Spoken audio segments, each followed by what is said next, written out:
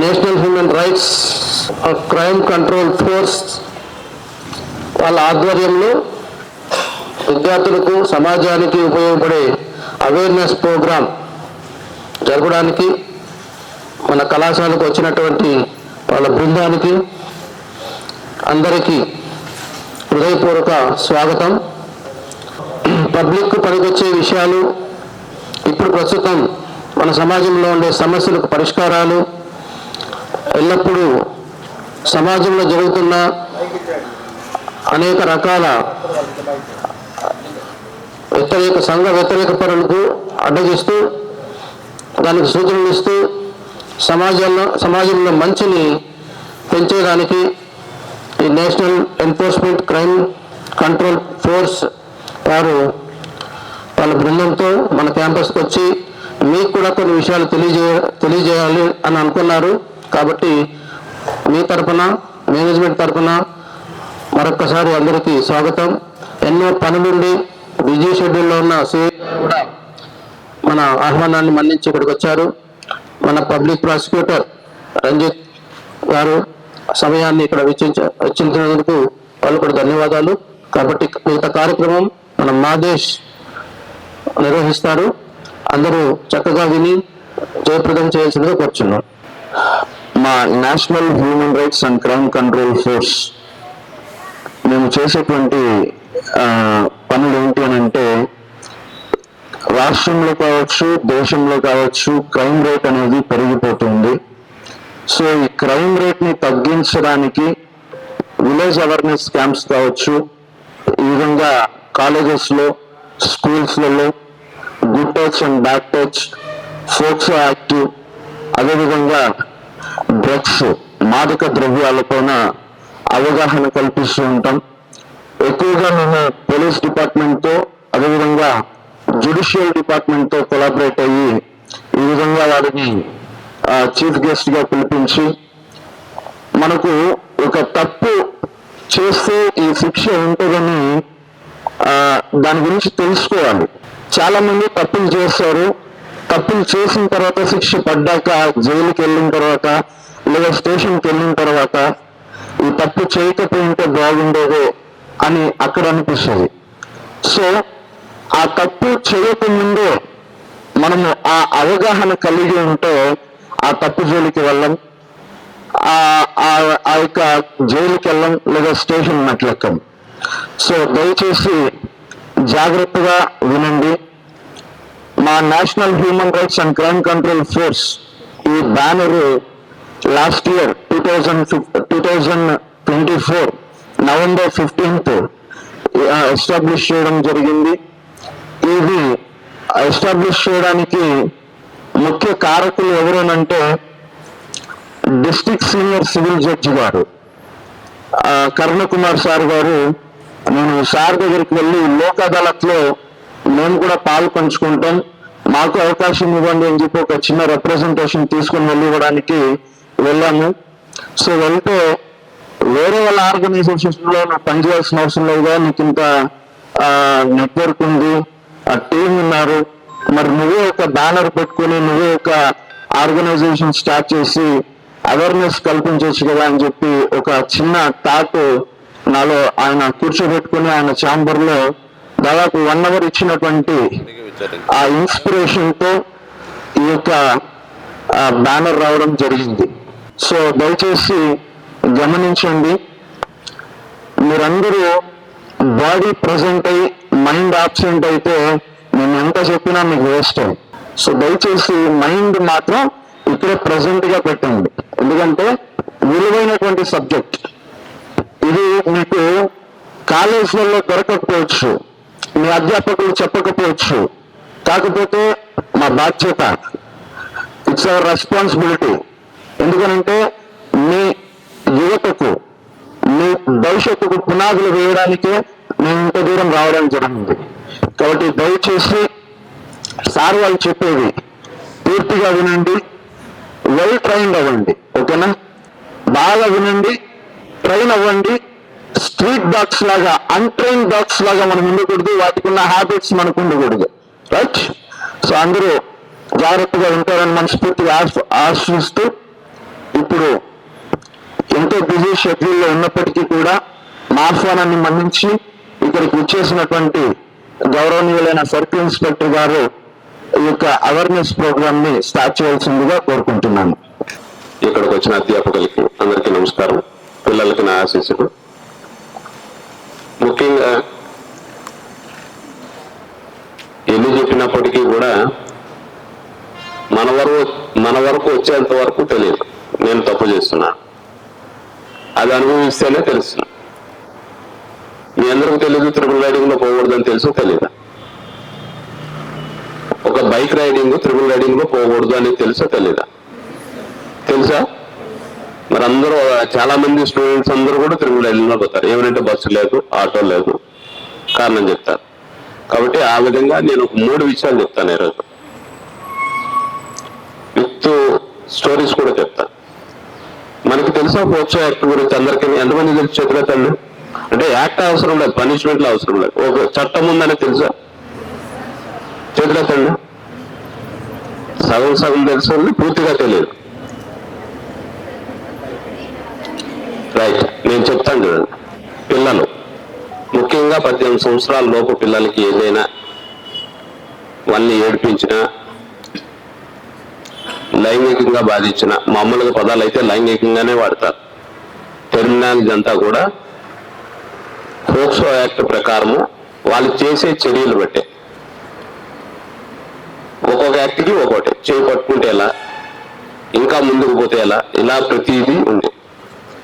ఇప్పుడు జరుగుతున్న పిల్లలు ఏమంటే 10th క్లాసు ఇంటర్మీడియట్ మధ్యలోనే కొత్తగా ఎవరు ఏం ధైర్యంగా చేయడం లేదు, కానీ ఎలోప్మెంట్ కేసు అంటారు. ఒక 17 సంవత్సరాలు 15 సంవత్సరాల అమ్మాయి ఒక 25 సంవత్సరాలు 22 సంవత్సరాలతో అబ్బాయితో వెళ్ళిపోతారు. అప్పుడు పోక్సో యాక్ట్ అట్రాక్ట్ అవుతుందా కాదా? కాదన్న వాళ్ళ చేతులు. అంటే మీకు అర్థమయ్యే కోసం, మీకు తెలుసు అని నేను అనడం లేదు. ఇలా చెప్తే ఏమైతే అర్థమవుతుంది అని.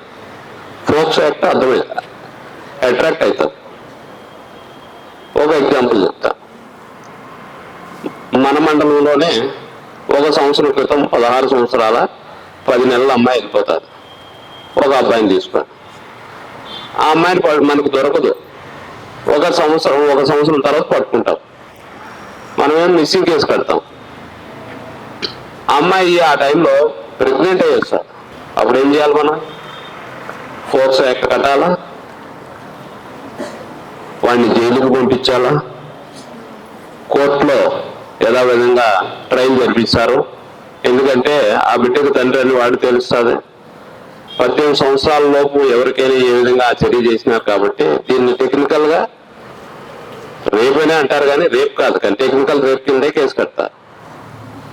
కానీ ఏం చేస్తారు? వాడికి 20 సంవత్సరాలు జైలు శిక్ష పెడతారు. నేను పిల్లలు అబ్బాయిలు చాలా జాగ్రత్తగా ఆలోచించాలి.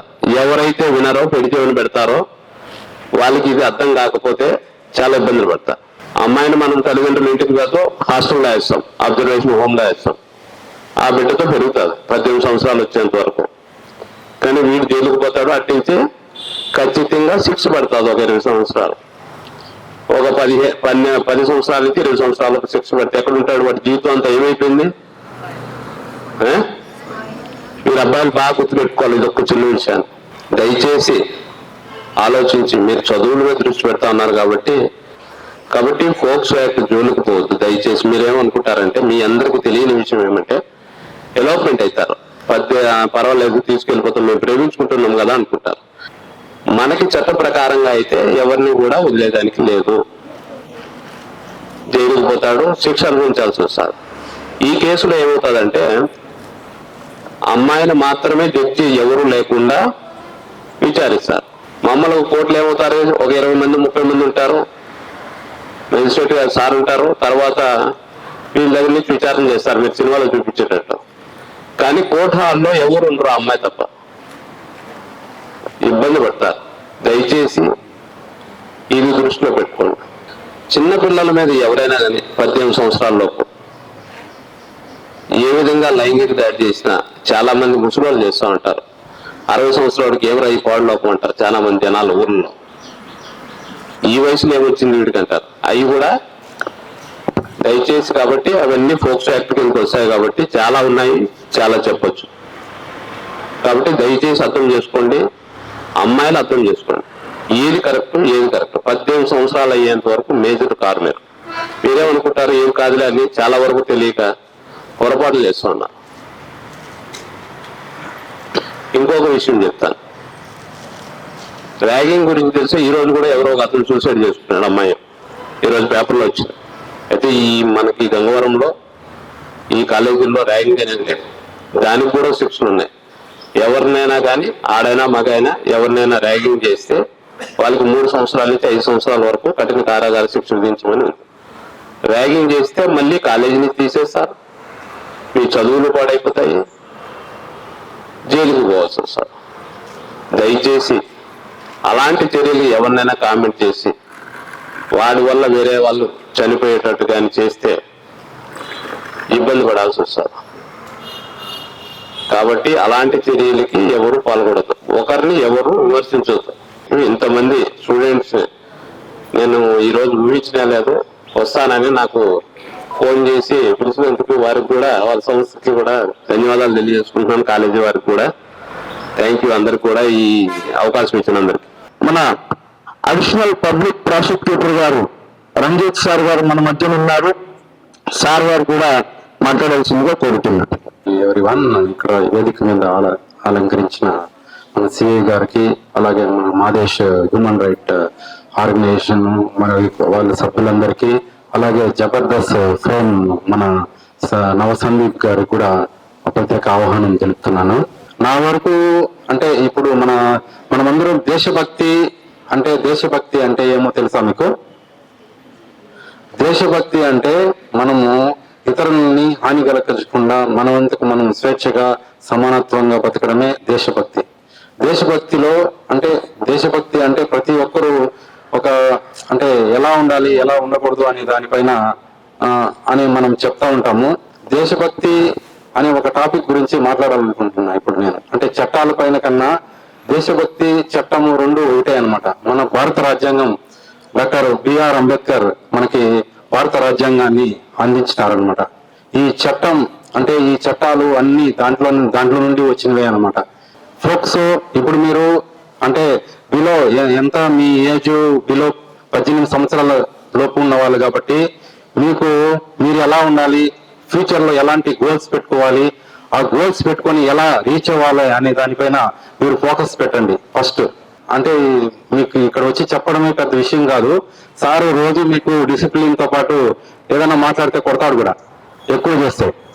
ఎక్కడ ఎవరు వాళ్ళ పేరెంట్స్ తో కూడా డైరెక్ట్ గా మాట్లాడతాడు, తప్పు చేస్తున్నాడు ఇలాంటి చేస్తున్నాడు అని చెప్పి వాళ్ళ పిల్లలు ఎట్లా పెంచుతాడో అలాంటి పెంచే మనిషి మన శ్రీనివాస నాయుడు గారు సారు.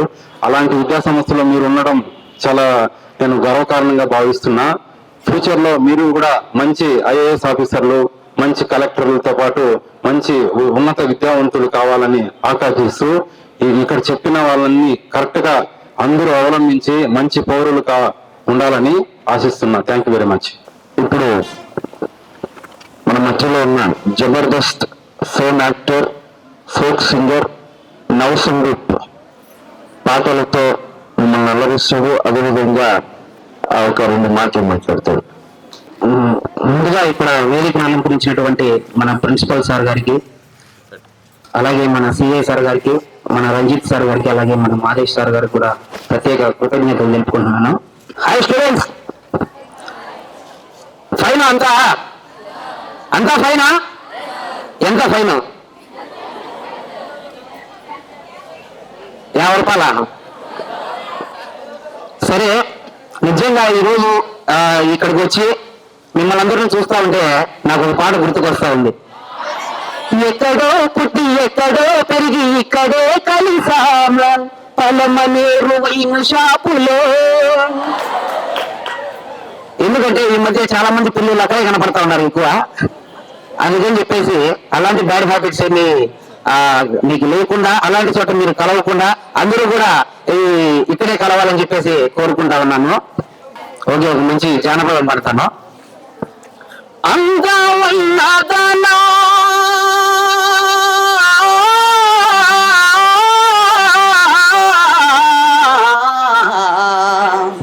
చందమామలాంటి దానా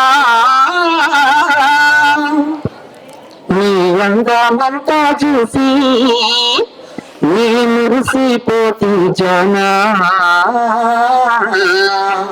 అందమైన దానా చందమామ లాంటి దానా అందమైన దానా చందమామ లాంటి దానా నీ అందమంతా చూసి నీ మురిసిపోతీ జనా నీ అందమంతా చూసి నీ మురిసిపోతీ జనా పలమనేరులోనా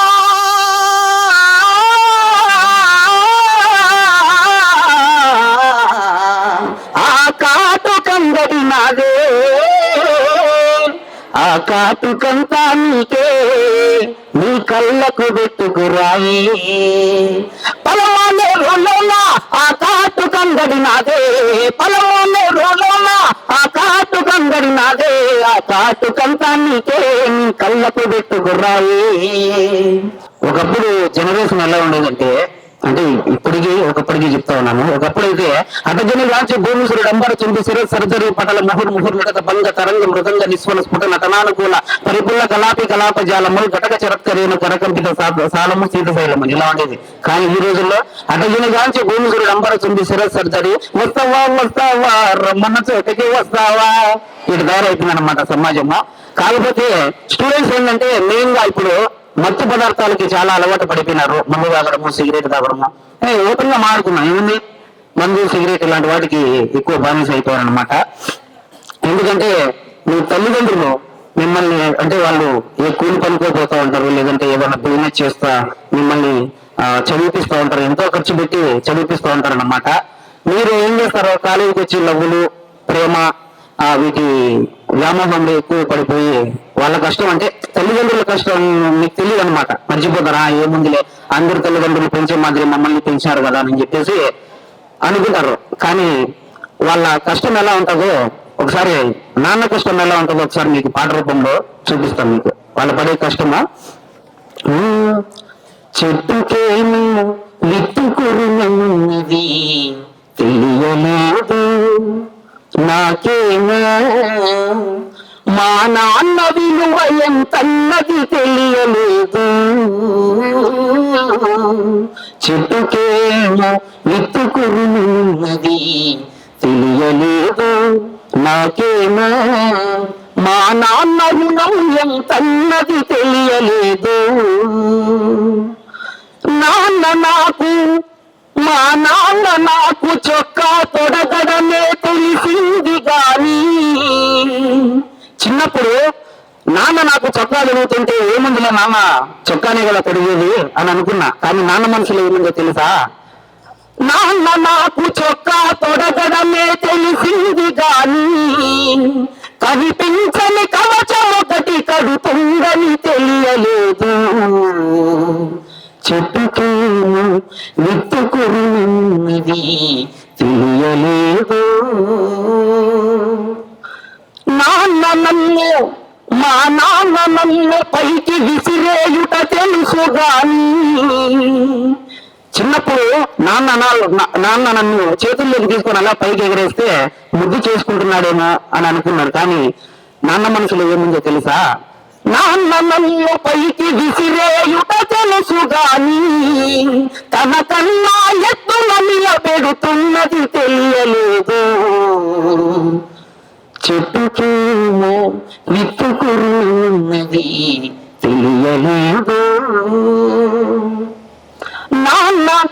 నాన్న నాగేలు పట్టి నడిపించుట తెలుసు గాని చిన్నప్పుడు నాన్న వేలు పట్టి నడిపిస్తుంటే మా నాన్న నన్ను నడిపిస్తున్నాళ్ళే నడక నేర్పుతున్నాళ్ళే అని అనుకున్నాను. కానీ నాన్న మనసులో ఏముందంటే, నాన్న నన్ను వేలు పట్టి నడిపించుట తెలుసు గాని నా పాటకు శ్రీకారం చుడుతున్నది తెలియలేదు.